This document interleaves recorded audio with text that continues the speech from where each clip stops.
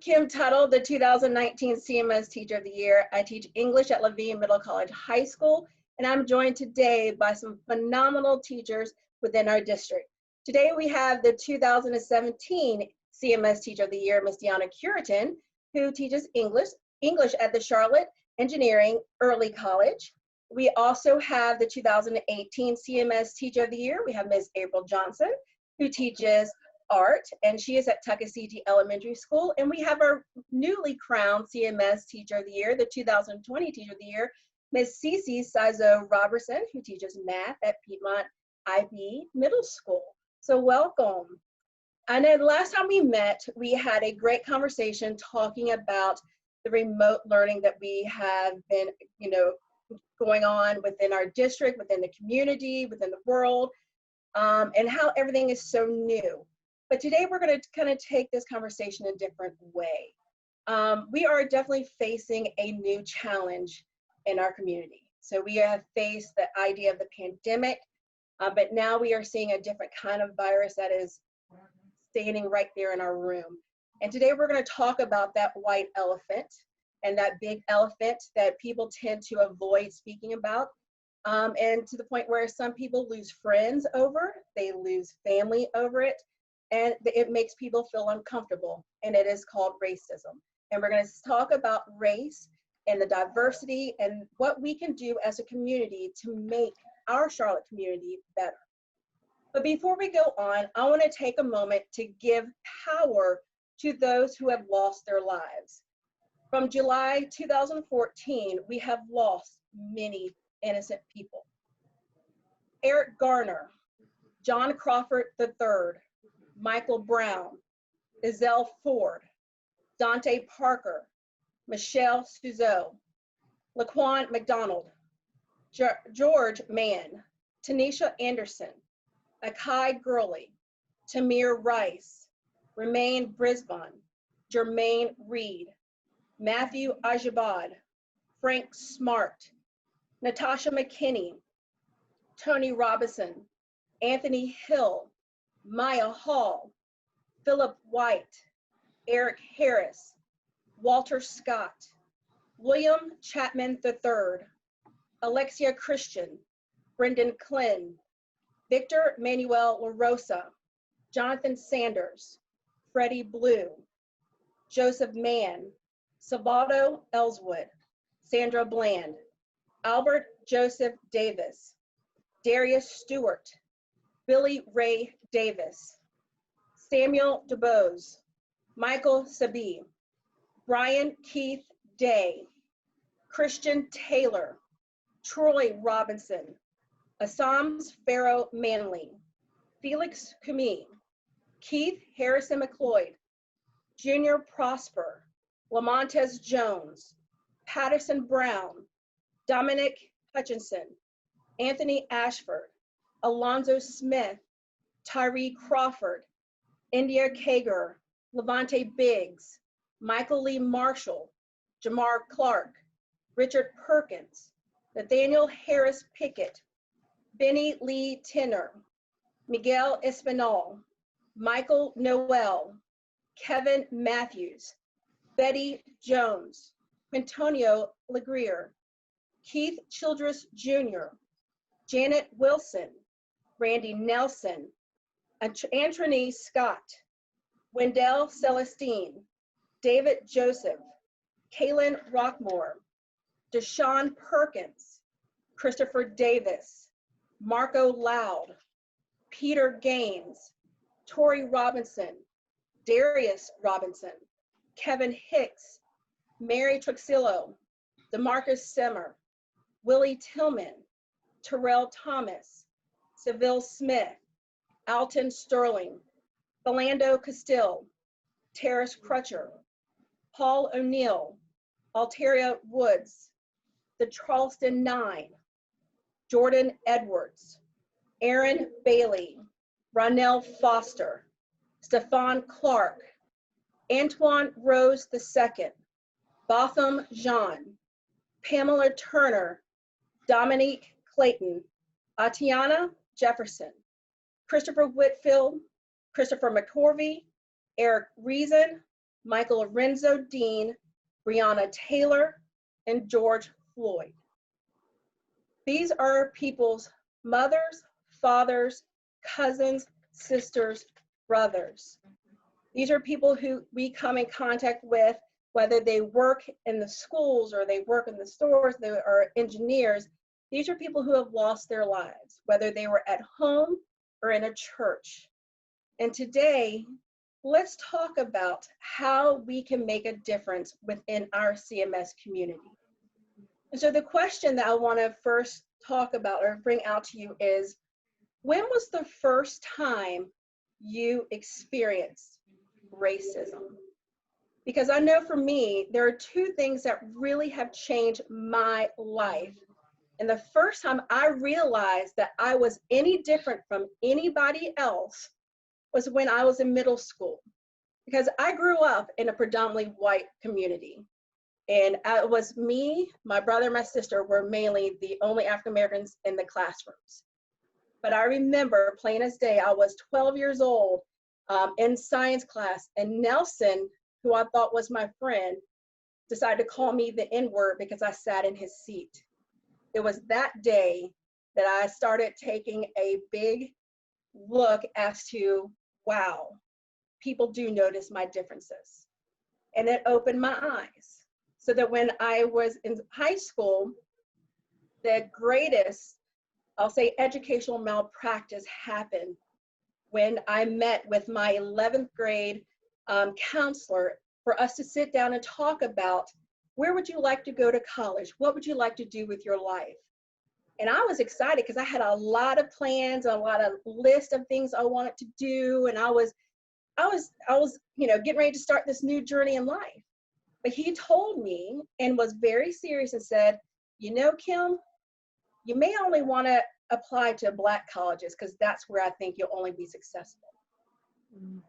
Those words stung.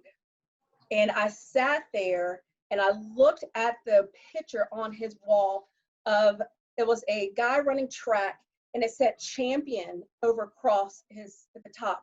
And the guy with his arms outstretched and the ribbon going across his chest. And I remember that like I was still a 16-year-old sitting in that seat, because there were a few things going in my head. What was he saying about me? But what was he saying about historically Black colleges? Because I know that I had family members going to HBCUs.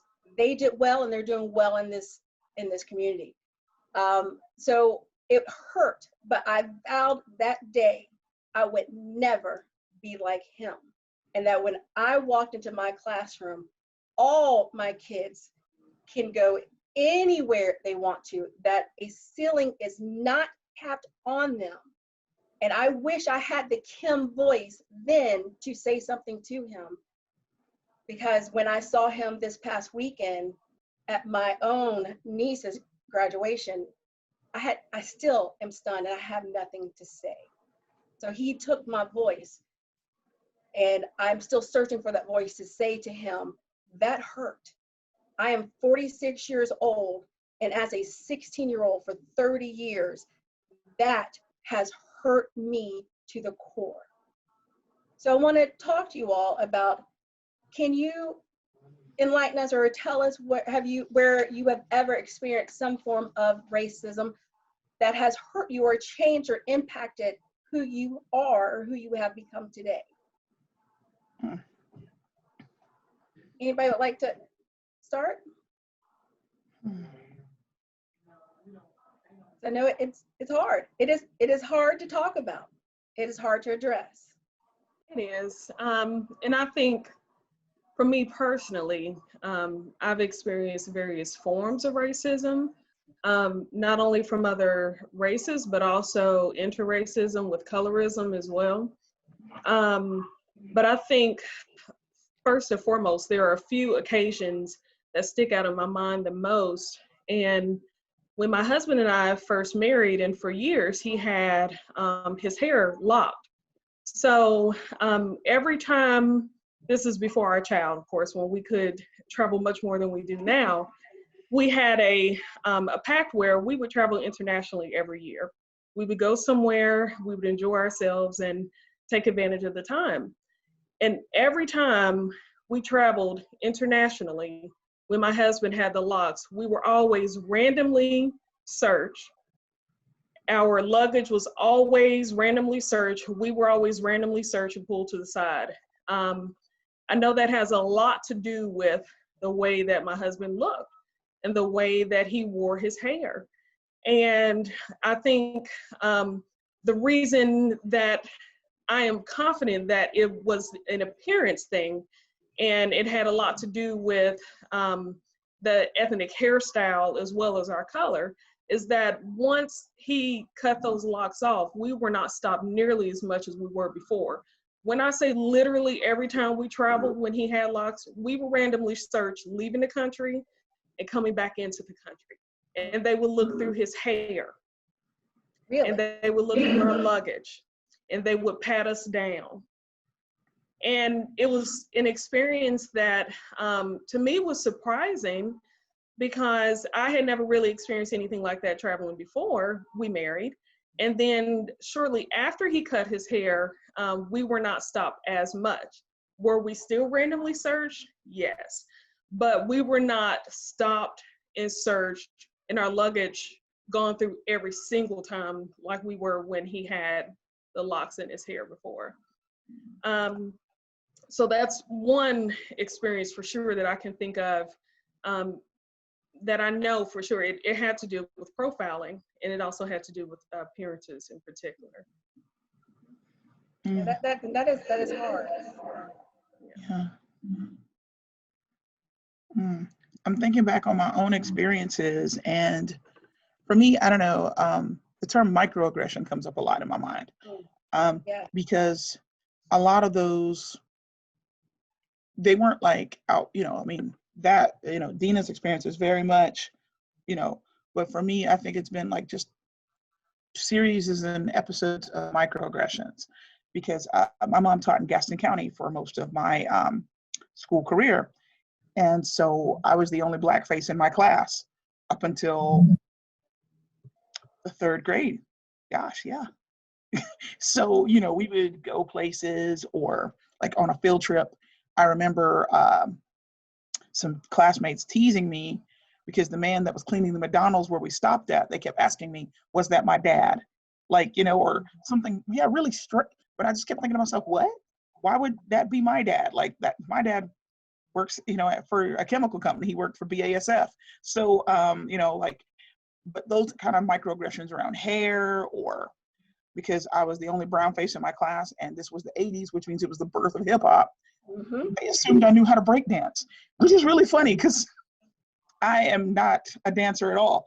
And so, but it was like those series of like microaggressions, like that, little things that add up. And so, and I didn't really pay attention to that. I didn't become very conscious of things until till I started going to school in Charlotte.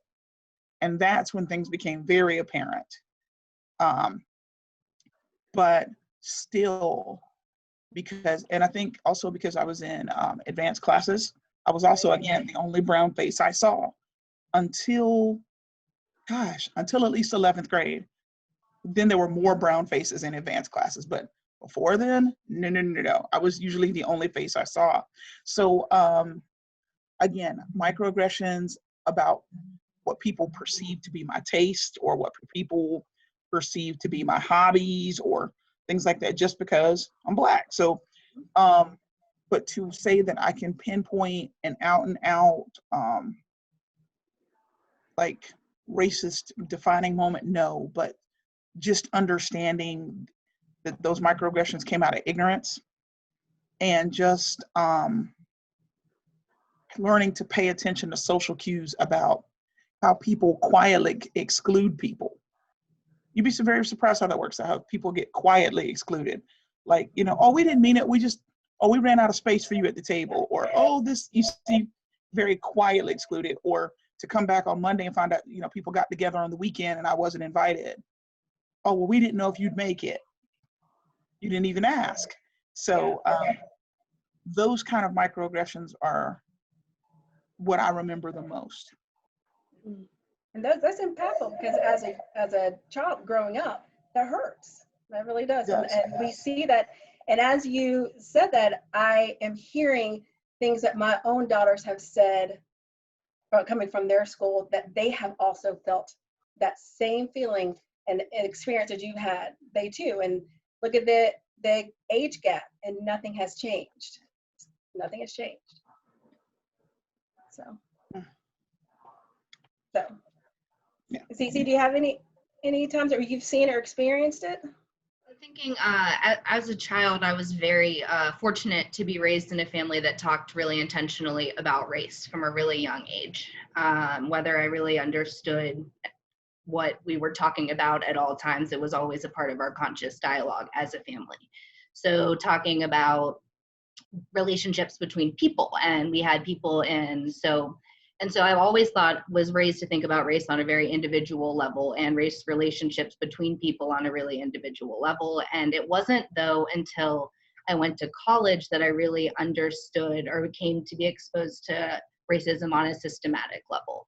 And I think that's where that awakening to awareness is huge for me in the way that I've developed as a person, because one of the most impactful things was reading actually a Talk to Teachers by James Baldwin that was given in 1963. And I actually read it again this weekend because I feel like it's so pertinent to right now.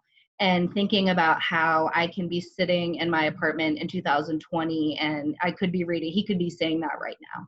And just recognizing that our students are educated in these systems that reproduce our community. And until we intentionally disrupt what our students are exposed to every day, they're going to continue to be educated in a community where the color of their skin is feared. And so I think coming to recognize that that is a systematic, ingrained, intentionally created and repeated reality is what has been the huge coming to awareness as an adult, that's different than just talking about relationships amongst individuals and people that you know.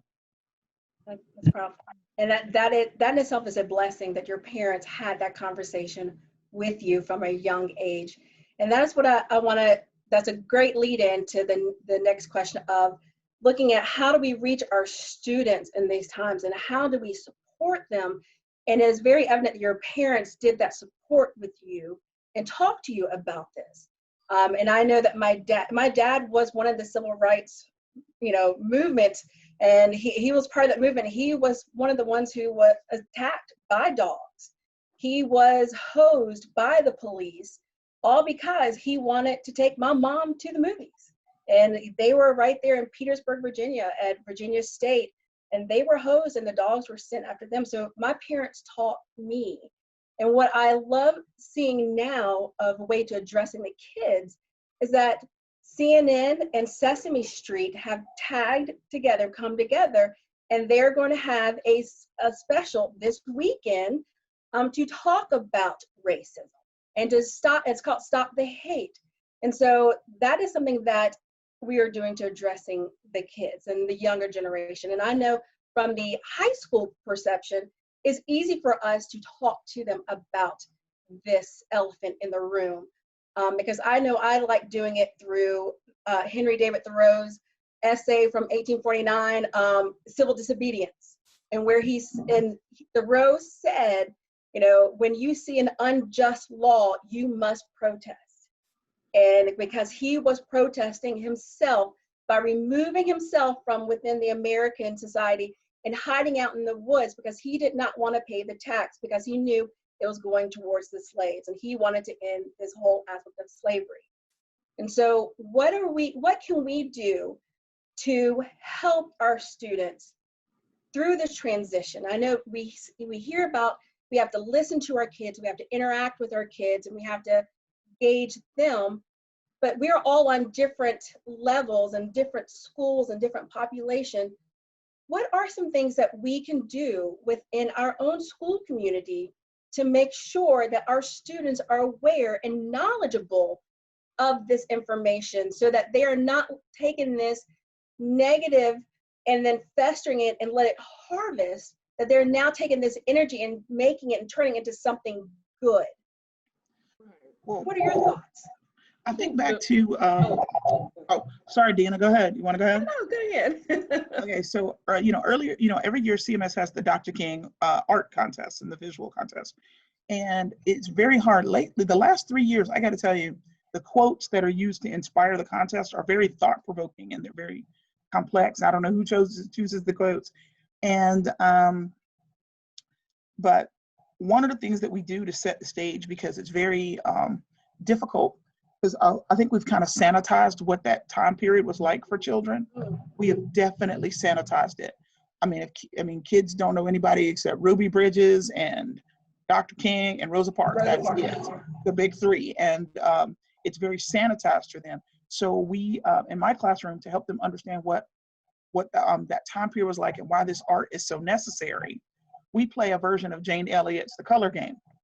And that's not hard to do since we're a uniform school. White shirts, blue shirts. And often we'll put the white shirt kids in one side of the room and the blue shirt kids, and we're doing something as simple as times tables. But of course, the blue shirt kids get it wrong. And they're like, but wait a minute. And you see them working amongst each other, even counting, like, no, we said it right. And I'm like, no, you're wrong because you're blue. And the idea of the mistreatment of that. And one child spoke up and was like, Miss Johnson, you're not being fair. We counted. We know we're right. And I was like, go stand in the corner because you don't get to talk back to authority like that. Because blue people don't get to do that. And the shock on those kids' faces, like, but she didn't do anything, And to watch human nature take place, because the white shirt kids go, ha, we get the points. And they're like, making all these gestures like, yeah, and you watch this take place, and and to watch the kids, it dawn on their faces like, wait a minute, I get why we're playing this game now. I get it. But to watch kids struggle with like, wait a minute, did she change the rules? What happens if we say let's say the wrong answer this time and maybe she'll say it's right. To watch them try to problem solve as to like, why are we not getting we're playing by the rules. Why is this not going anywhere? And then to watch the kids who become reactionary and start taunting the kids in the white shirts back, like, because one kid was like, blue doesn't have a clue. And one little girl yelled back, well, white can't get right. And it was just this thing to watch them do, to watch human nature, to watch people problem solve in a hopeless situation, to watch some kids get sad and cry, to watch some kids get angry enough to fight back, or not fight back physically, but verbally. And to watch this, and then to watch them settle it down. And even more so when the one kid who's ELL has to translate what's going on to the other child who's going, clearly this is not right, but I don't have the words for it. And then to watch the eruption of language that comes when that happens. And oh my gosh, the perspectives that come when you wait for it to be translated. You've not lived till you've heard some of those things that kids go, well, I mean, one child stopped my whole class because she's like, I know what that felt like, and proceeds to describe an experience in ice camps. And I was just like, honey, what do you mean? She's like, I was there. And I said, are you sure? And I mean, there were details that only if you had been somewhere like that, you would know. And those were so profound. And it was just by trying to play a version of Jane Elliott's game to get them set up in the mindset of why we would need to create socially minded art. And that was probably one of the most profound experiences for that I saw. And even some of my colleagues are like, well, why are you playing this in art class? Because, well, sadly, social studies is not something we get around to a lot of, because we have such a focus on testing and things like that. And so it was really lacking. I woke up this morning thinking, where is Linda Ellerby? If you don't know who that is, some of you know who Linda Ellerby is. If you don't know who Linda Ellerby is, she was the lady who did Nickelodeon News for Kids.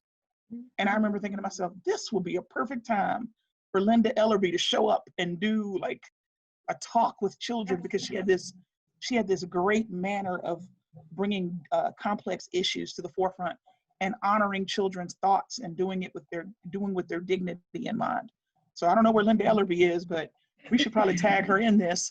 Well, did you see where Nickelodeon, they did a blackout in response, and so for 8 minutes and 36 seconds, they're going off the air in support of the 8 minutes and 36 seconds it took to take George Floyd's life.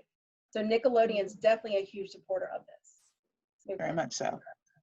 Yes. Well, I think, you know what, we've gotten so far from the question, I'm not exactly sure what it is anymore. Oh gosh, I'm sorry, did we really? No, I'm sorry. How do we reach our students, and how are we supporting them through all of this? That's right, through all of this. Sorry. I think one thing, oh no, you're, April, thank you so much for sharing. I think more than anything, what I like to do in anything that I teach, and this past year I just taught junior English, so it's American literature. And what I did is I taught literature through the progression of history through the eyes of the oppressed. So I started with before the nation was even formed, the indigenous people and Native Americans in their literature, because I think that's important too. That's American literature as well, in my opinion. So we would look at indigenous Native American literature, and then from there, we would move through the Salem witch trials, we would move on through the progression of history. And through doing so, I like to focus on not only what we traditionally learn in history class. A part of what I do in my classroom is I always give students topics to research that are outside of the history book, so they get a full picture. We talk about how we can help students. One of the ways that we can help students is by, one, being investigators and learning the truth on their own instead of accepting what people feed you. Because what we do know is that there's news that may or may not be accurate. There's information that may or may not be true. And there's also history that tells one side of the story depending on who the victor is. Yes. Right? Yes. So when I teach my class, I don't focus on the victor. I focus on the people and the story that they're telling. Because when you look at both sides, then when you are learned and you can read for yourself, because we know that in history, we've had book burnings and we've had people who have been kept from being able to read and learn for a reason. And it's to keep them subjugated. Yes. So I teach my students that of all skills, you need to learn how to read as well as research and learn on your own and know the difference between truth, fact, and history. Yes. So in all of that, when we look at our literature, we look at the progression of history and how the stories that the people are telling give us a clue of what actually happened. We know that somewhere between the two sides of the story is the truth. And we may never know what truly happened at any point in history or why people are writing anything. But I think most importantly, it's important to know that there are two sides of the story. And if we investigate those, we can come up with maybe somewhere in the middle of how things actually went. So I always, when reading literature throughout history in my course, I have my students also investigate the impact that history has had on that literature and why people write what they're writing when they write it. And there is always a direct connection to history repeating itself and us seeing these things happen again today. Yep. When we read our Native American literature, we talked about the Dakota Access Pipeline. We talked about the state of the land that Native Americans were given. We talked about how they were forced out and moved along, right? We talked about that impact that happens with the people and how we still see a direct correlation to that today. Yes, it happened in the past, but do we have a new group of people, right? Yes. Who are being forced or kept out, right? Who are being put in particular places to be kept there because they're not allowed to join the others, right? We've seen that. We've seen people be detained and put in camps. We've seen people who have been not allowed to become natural born citizens despite being born in this country. History is repeating itself. You can always make a direct connection until we change it. So we get to the Salem witch trials, right? We talk about the women who, if they were of a certain class And if they were of a certain sex, they were the first to be accused, and they had no power, they had no voice. Do we see that again today? Do we see rights being stripped from women today if they're not in the right status or the right place or the right sex, right? Not being able to make their own choices for what they're allowed to do, timetable or the clock being turned back. So it's over and over again. And we talk about witch hunts during the Salem witch trial. What are modern day witch hunts that you see today, right? We talked about the ICE raids. We talked about the police shootings. We talked about the LGBTQ community. We talk about modern day witch hunts, things that technically are they witch hunts? No. Metaphorically, yes. Are these things happening over and over again for us to make connections and learn from the past? Absolutely. So those are things that I do in my classroom where we may look at history, we look at literature, we look at the reasons why people were writing what they wrote it and also how impactful it was. And then we make direct correlations to how these things are still happening today. That's the key, because what you were talking about is you're addressing the issue directly. And I think that is what needs to be done when talking with our kids and working with our kids, is address it head on, and to not sugarcoat it, show them and let them make that valid, valid information and come to the observation of this is what it looks like over the course of time through history. So absolutely. Excellent. Yeah. And one thing we look at, I also look at historical documents. Yeah. You know, we looked at the 13th Amendment and what that means and how it's manifested today. And we talk about oppression and racism. And there was this question on the news the other day of whether or not there is systematic racism in the police force. And one of the gentlemen being interviewed said there's systematic racism in this country. Right? I don't know that you can look at a department individually or institution individually. I don't know if you can look at education or if you can look at the government or if you can look at a state or a city. We're talking about a country that's built on a history, right? It's hard to break away from something that is, I like to use the Dave Matthews Band. I use that song as well. Let's talk about his blood in the water, right? Like that blood is in the soil. It's something that people bred and grown to believe. And it's really something, sometimes my kids will say, oh, Miss Cureton, well, when will racism die out? And I always tell them it's with you, right? They're the ones that have to break that cycle. I said, but you really have to think about it. It was less than 60 years ago where we were still fighting for equal rights, right? That's literally potentially a generation. Yes. So we still have a lot of work to do, but it ends with the students and the young people and those who either are here or they're not here yet. Those are the ones that we're hoping to break that, as well as what we're doing too. With, as I mentioned before, just being informed as well as compassionate. So I've noticed that in the times that I've been in the classroom, when things are happening in our community, in our society, those are days in which I have to scrap the lesson plan sometime and then actually have a conversation with our students, because our students, this generation, they're bright. They have a lot to offer. And I think we sometimes dismiss their thoughts and opinions because we always say they're all in their phones and looking down at the technology, but they're bright. They have a lot to give. And I know, and even down to when it came down to when I was teaching at West Meck with 9/11, and when I noticed something was wrong, when I stopped hearing the airplanes, because if you're a teacher at West Meck, you always, in Tuckett City, you always hear airplanes, always. Yes. And so when I did not hear it, and then I knew something was going on, then I heard what happened. That next day in school, scrap the lessons that I had and actually have a conversation with the kids and talk to the kids. The same way when it came down with the riots, when it came down to like Walter Scott, stop the conversation. I mean, stop the lesson. Let's have a conversation, because that's somebody right here in our own community that was affected with that. Mm-hmm. Yeah. So, and on that note, so let's kind of talk about what could we say to teachers who want to address this situation with their students? What kind of advice can we give to teachers that want to address this?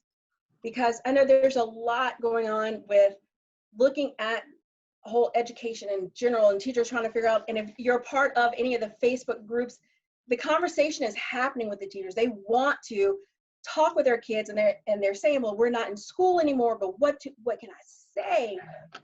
Because our kids are waiting to hear the perspective of the leaders. They're waiting to hear from us, and they want somebody to come out and say, just say their names, tell us what's going on, give us this insight as to how can we make this better.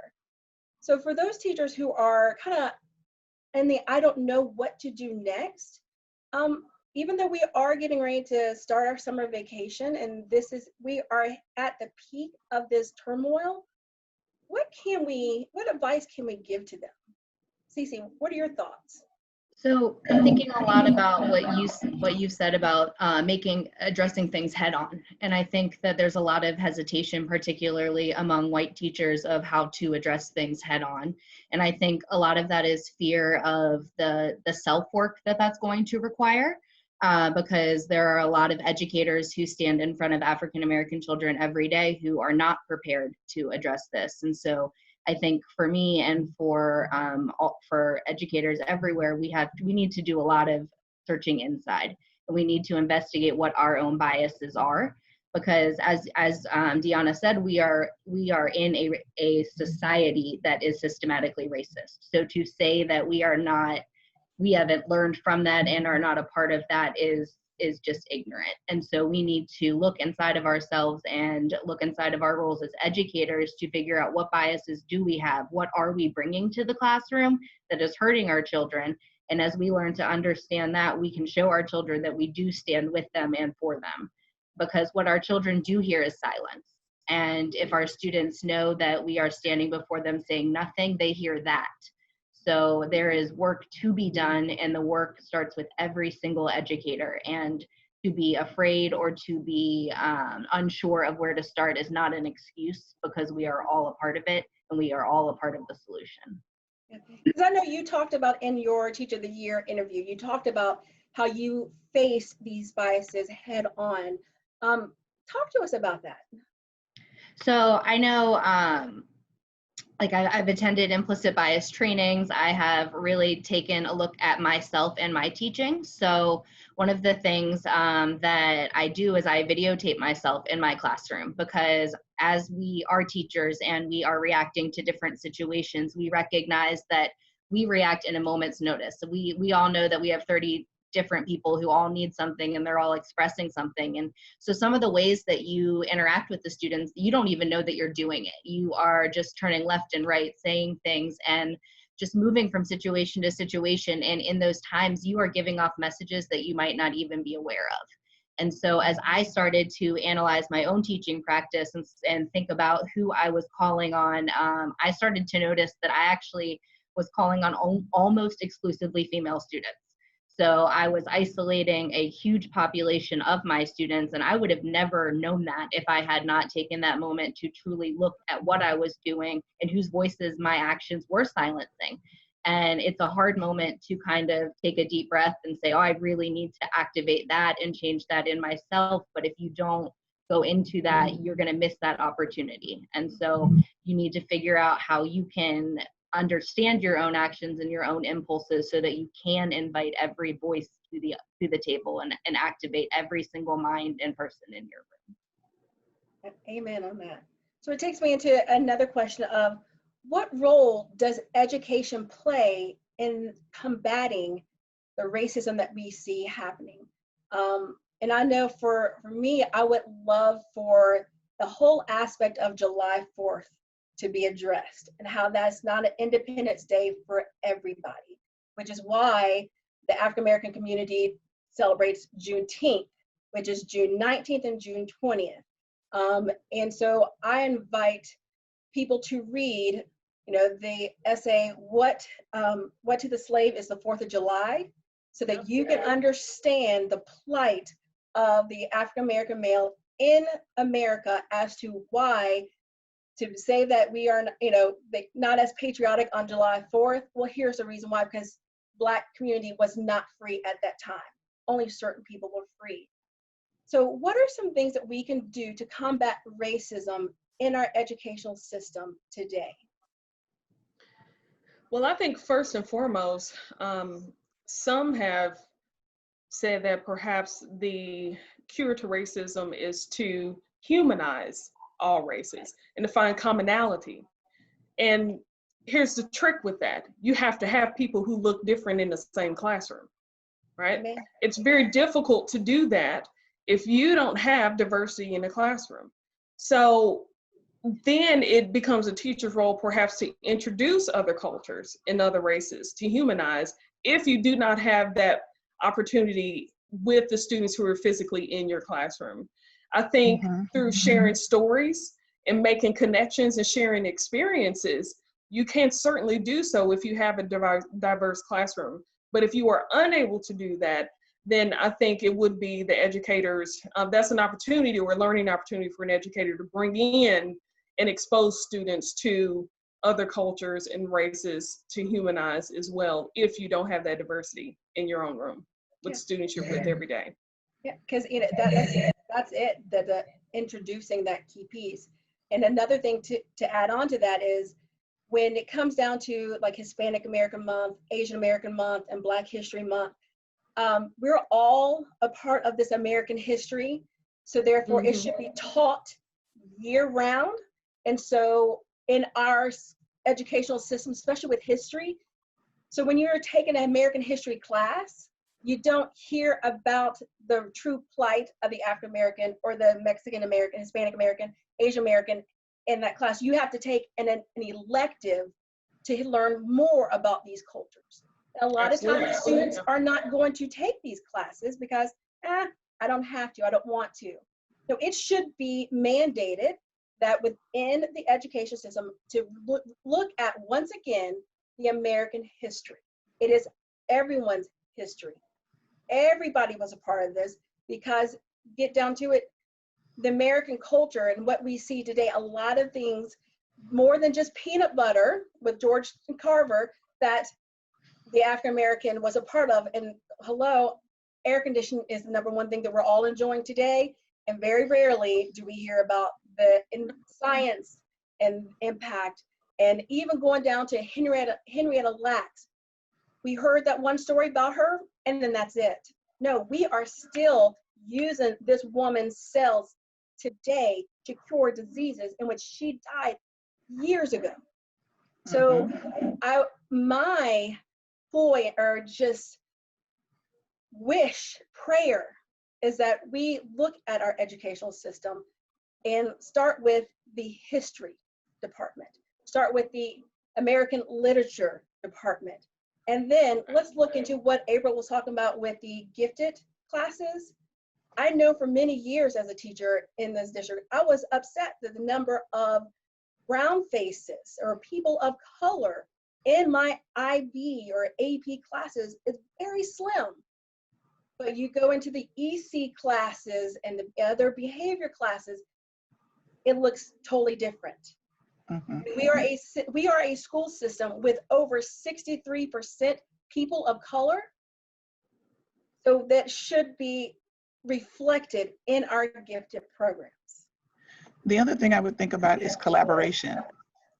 Because, I mean, as the arts teacher, people always say, well, you do the fluffy stuff. No, I believe it or not, my subject incorporates, again, the art tracks, art, music, and dance. Our standard course of study is designed to correlate with the history program. And so I believe that collaboration between the arts teachers as well as core teachers is necessary to really paint a full picture. And because not every child learns the same, I think that's really important. So then we're giving them a hook in a way that's in a way that's very different. And also inviting them to collaborate and learn from each other. So, you know, when we do Dias de los Muertos, everybody makes art for this. We all make art for this. We're all part of the story. And that's really important. And then, you know, when we do Asian History Month, we all collaborate. We all make art, you know, and we all do it together. And then the kids know each other's stories and they learn each other's music. And and there's more of an appreciation there, and there's more of a respect there. And besides, and as you said, I think Kimmy said, the kids are really bright. They make those connections really quickly if given the right setting and there's not a lot of pressure, or, you know, and I find that arts, music, dance are really great hooks. I mean, we had an African dance team at Tuckasegee, and there was no, everybody wanted to do it. And there wasn't no, oh, you know, well, I'm not going to do it because I'm Latino, or no, it's everybody do it. Let's have fun. And you know, this year we for African American history, we got to sing the Black National Anthem, and how many kids volunteered to do that? Yeah, I want to do it. I'll do it. I'll do it. Because we, you know, again, we never told them they couldn't. You know, I think, I love how you said it, that we are all part of the American story. And we emphasize that to our kids, that, you know, we can't do this without you, and we can't do this without you. And we talk about those things all the time. And I think you're right, constant conversation is a part of that, but collaboration from the whole staff is a big part of that, because we could bridge that and bind that together. Oftentimes the arts teachers are used for other people's purposes. You know, oh, we're going to use arts to teach literacy, or we're going to use arts to teach this. What if we just all got together, sat at the table and said, we know September's coming, this is what all of us are going to do. Yep. Or we know February's coming, this is what we're all going to do. Or this year, we really want to push this book. Let's make sure the kids are hearing it from all sides. And really collaborate as a staff to put, you know, and to put our money where our mouth is, that we're really for every single kid.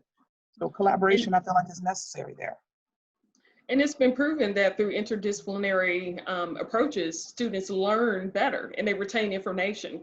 I think vertical alignment and interdisciplinary approaches will not only bridge what we're trying to accomplish, but also make the job of the teacher easier as well. If you collaborate with your colleagues, and if you hit subjects, or if you hit content that aligns well, I think the students appreciate it more.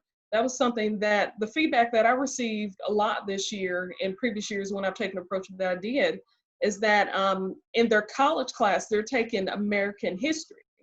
And so when I talk about the American literature that pairs well with the history that they're learning, it all makes sense, because they know that this battle just happened, and this person is in office, and this country's in the Alps. And then so they understand why people were writing the literature, because it's all based on the experiences that the people were going through at that point in history. So it just clicks and it makes sense, and they really understand the nuances of the time as well as the literature. And years ago in CMS, they used to have that. It used to be called humanities, where the history and the English teacher, English teacher were paired one-on-one. And this is back when I taught at West Charlotte 20 plus years ago. And that was a component where the students had to take that. And Deanna, you're correct. The gains of the kids was astronomical, because they saw that connection. And I know I did that at North as well, with that history and English connection. And our kids learned so much because it made sense, and they can easily apply it. And I think it can be done with any disciplinary. So connections, I think the junior, I loop with my kids. So this year I taught junior English this past year, and this coming year I'll teach senior English. So I co-teach with the engineering teacher. So everything that I do is design process motivated, because we're talking about how engineering impacts literature as well as English. And everything down to our PBL approach is connected directly to how engineering and English can be integrated, and how those things make a lot of sense when studied together.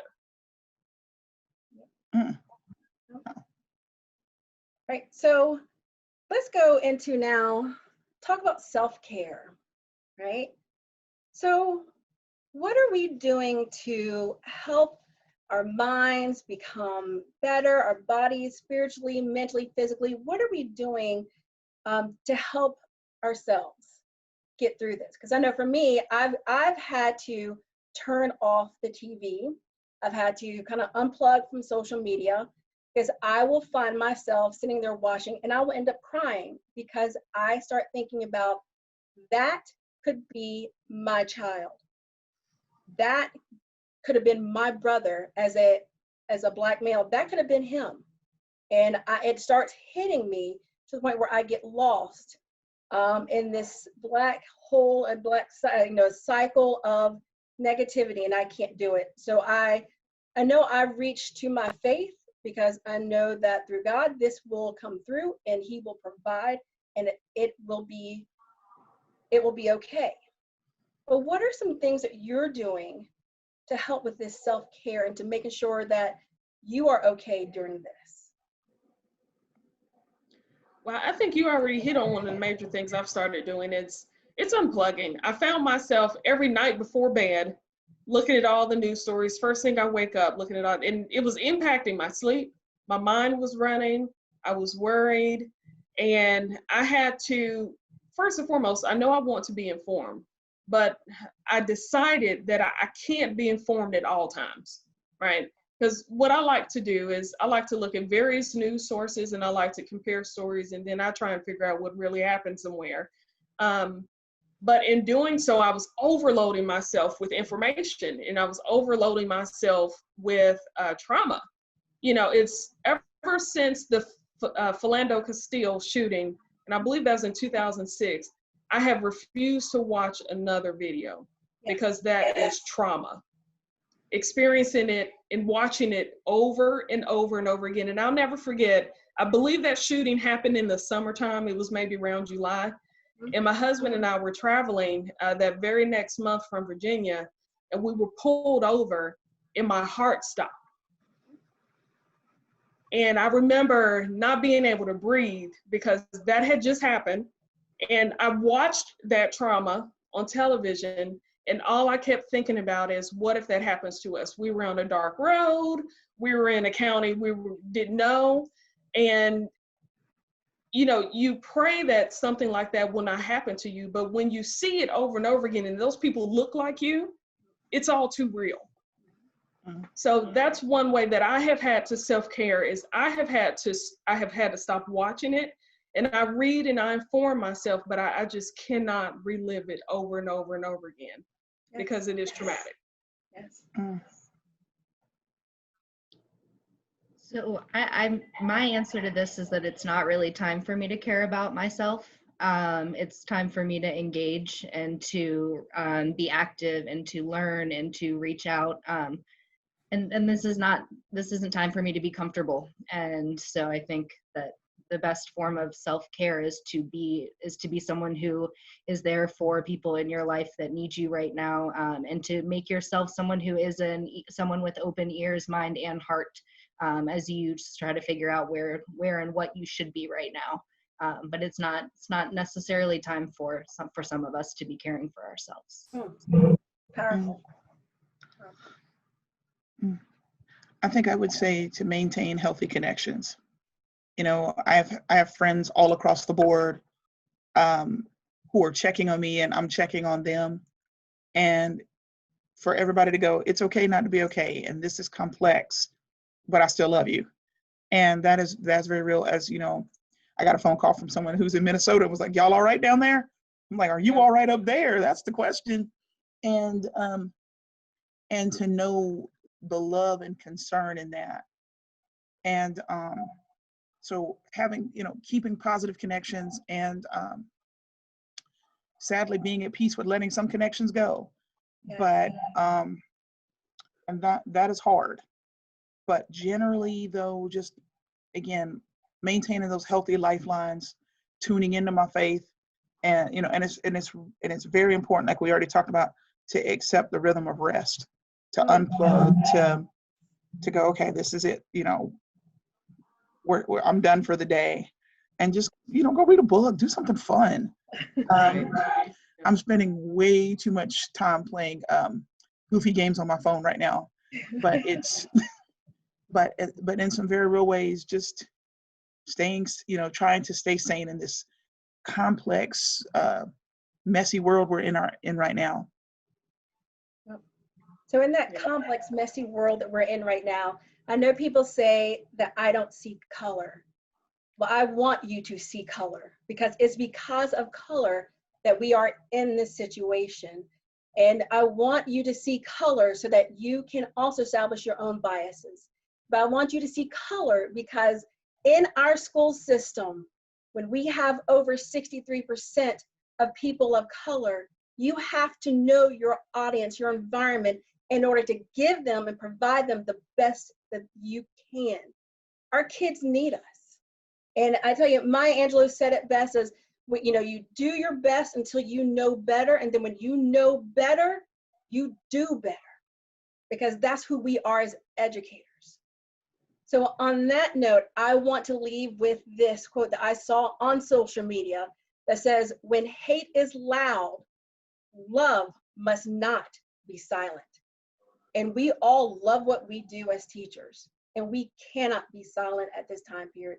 We have to stick up and speak out for our kids, because our kids need us. So be blessed, be safe, be wise, make great decisions, and everybody enjoy your summer vacation.